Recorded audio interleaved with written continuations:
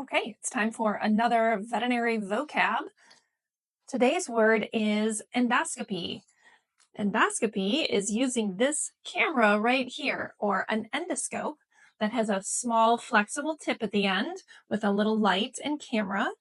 This allows veterinarians to see inside the body of cats and dogs, specifically the intestines, the nose, down into the lungs and the trachea, and into the bladder in female dogs. So, how does endoscopy work? A pet is placed under general anesthesia, meaning it's all the way asleep for the procedure.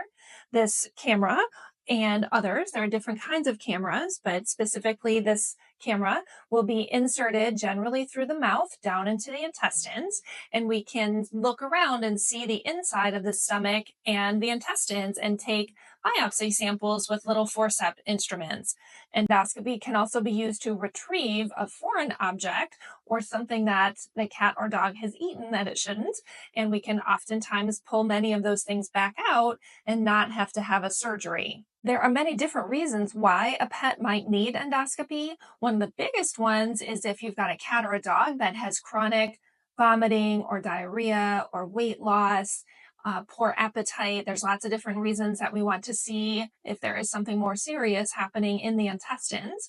We can also do endoscopy for other reasons, like if your dog has bloody urine, or if your dog or cat has a chronic stuffy nose and we think maybe there's something in the nose and we want to take biopsy samples. Most of the time, endoscopy is considered an outpatient procedure, meaning the pet comes in the morning, has its procedure performed under anesthesia. They wait and recover and wake up nicely and then go home just within a couple of hours after the procedure. So, very convenient for most folks. This is just like us humans who have to go in and have a colonoscopy every so often, or endoscopy for other reasons. You come into the center, have your procedure performed, and then go home. After there are test results received, then a new plan, possibly involving diet and medications and more lab testing or follow up, will be made.